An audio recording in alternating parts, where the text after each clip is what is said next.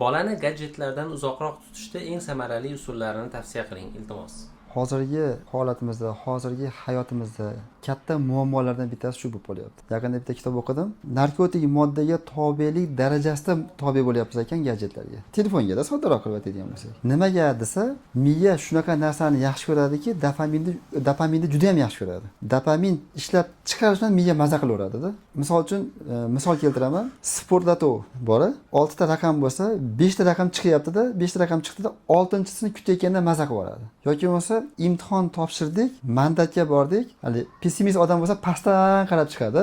Pastdan familiyasi chiqmasdan chiziqqa yaqin borayotgan sari odam maza qilib yuboradimi? O'sha o'tgani bo'lgandan keyin bir kundan keyin u narsa mazza yo'q. Chunki dopamin yo'q miyada. O'sha paytdan chiqayotgan mazzaga hech narsani tenglashtira olmaydi-da. Qisqa qilib aytganda, startdan boshlab finishga yetib kelayotganda dopamin maza qiladi. Dopamin ko'payadi odamda. Finishdan o'tgandan keyin dopamin tugaydi. Endi gadjetlarda, ya'ni telefonlardagi qisqa short videolarimiz miyada dopamin ishlab chiqarishni ko'paytirib berar ekan. Sun'iy yo'l bilan. Va ikkinchi yana narsamiz bor. Narkotik moddalarimiz sun'iy yo'l bilan, ximik yo'l bilan dopaminni ko'paytiradi. Ikkovi shu darajada bir-biriga teng ekanki, hozir xavflilik jihatdan telefonlardan foydalanish bundan ko'ra xavfliroq turadi. Nimaga deganda, bu narkotik moddani qabul qilish uchun ba'zi bir sharoitlar kerak-da. O'sha sharoitlar bo'lmasdan ham odam u narsaga erisha olmay yuradi. Pul kerak yoki bir ulfat kerak, joy kerak degan. Telefondan foydalanish uchun ma'lum bir sharoitlar yo'q-da. Shart emasda. Ota so'kmaydi, ona so'kmaydi. Aynan o'zimni aytay, birovni gapirmay. Meni birov tanqid qilmaydi. Qo'limda telefon turibdi. Menga sherik, ulfat kerak emas short videolar ko'rishim uchun. 5 sekund, 10 sekund ko'raman, bitta o'tkazaman. Ko'raman, o'tkazaman. Hech kim meni tanqid qilmayapti va beixtiyor bitta soatga qarasam 1 soat yo'qotgan bo'lyapti. Endi shu bolangizni qo'lda turibdi-da. Birinchi o'rinda qay darajada ahamiyatliligini aytib olaylik. Endi miya doridan, narkotikdan chiqarayotganda ruhiy va jismoniy tobelikdan haligi lomkaga tushadi, dopaminga. Telefonda birdaniga olib qo'ysangiz bolangiz, agar aytaylik kuniga 4 soat, 3 soat, boring mana qisqa deganda ham kuniga 1 soat bola telefondan foydalansa, uni birdaniga yo'q qilib qo'ysangiz, hali dopaminni xohlaydi miya. Dopaminni lomkaga tushadi. Bola o'shini xohlab, yoshroq bola bo'lsa yumalaydi, baqiradi, o'zini yumtalaydi, narsa otadi. Agar kattaroq bolalar bo'lsa, mana psixolog bilan ko'p ishlaymiz, Shirnopa bilan ishlaymiz. O'sha telefonni ota-onasi olib qo'yganligi uchun o'ziga joniga qasd qilayotgan bolalarimiz bor. Dori ichib olayotgan bolalarimiz bor. Qasddan jinoyat qilayotgan bolalarimiz bor. Uydan chiqib ketayotgan bolalarimiz bor. O'zi yashirincha telefon olaman deb o'g'irlik qilayotgan, jinoyatga qo'l urayotgan bolalarimiz bor. Ko'ryapsizmi? Miya haligini xohlagandan ko'ziga hech qanaqa na obro', na kelajak, na ota-onani o'ylayapti.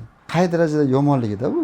Endi bundan voz kechish uchun shuncha yomon ekan bitta olib qo'ysangiz, hali bola o'sha lomkaga tushib jinoyatlar qilib qo'yishi mumkin. Usuli yumshoqlik, qat'iylik va intizom, muntazamlikni ushlashimiz kerak. Shunda chiqib ketamiz bundan. Aytaylik, 1 soat, bir o'tirganda 1 soat ko'rib qo'yayotgan bolani 50 minutda qo'lidan olib qo'ying va buni yaxshi gapirib olib qo'ying va buni har kuni qiling. Taxminan 20 kunlardan keyin o'sha narsani 40 minutga tushiring, 30 minutga tushiring. Agar tushunadigan bola bo'lsa tushuntirib, yosh bola bo'lsa o'rnini ta'minlovchi modda bilan, kerak bo'lsa o'sha biror narsa berasizmi, qand berasizmi, yo bir uni qiziqtiruvchi o'yinlar o'ynaysizmi bola bilan, chalg'ituvchi bir sayohatga olib chiqasizmi ko'chaga. O'shana qilib boladan chiqarib olish kerak. Va oilaga kirayotganda o'sha telefonda mashinaga qo'yib yoki uyga kirayotganda darvozaga telefon qo'yib ketadigan joy qilib qo'yish kerak o'zi, deb o'ylayman-da. Shunaqa o'yladim o'zim ham. Hali knopkali telefon bilan endi zarurat holati uchun bitta bo'lsa, qolganlar ishga kirib, tashlab kirib ketilsa, agar o'ta bir ijtimoiy tarmoqqa bog'liq odam bo'lsa, ma'lum bir muddatlarda o'zi telefonlar cheklash borib, internetdan o'zi avtomatik uzib qo'yadigan vaqtga limit qo'yiladi-yu, shunaqa programmalar bor, o'z dasturlar bor. Shundan foydalanish kerak. Nimaga deganda, ijtimoiy tarmoq kerak, o'sha tarmoq kerak deb biz kiramiz, isbotlab kiramiz-da biz o'zimiz xohlab. Kirib turib ijtimoiy tarmoqda hali ishimizni bitkazamiz, kimgadir xabar berib qo'yishimiz kerak, kimgadir hujjat jo'natishimiz kerak, kimgadir qabul qilishimiz kerak. Qarasa 5 minut, 10 minut bo'ldi. Rosa ko'p ish bo'lsa 5 minut, 10 minutda tugaydi. Katta bo'lmasa 2 minutda tugaydi u narsa. Sekin hali joyda Instagramda nima bo'lyapti bitta kiradi. Hali short video uzatiladi. Bitta o'rtog'imiz albatta 100%, 99% kimdir nimadir jo'natadi-da. To'g'rimi? Hali anekdot bor, o'zim ham topib olaman dedi-yu. Yo bu u dushmanda u o'rtoqlarimiz, qo'shnilar ichida. Jo'natadi, haligini keltirib ketasiz. O'z-o'zidan miya mazza qilaveradi.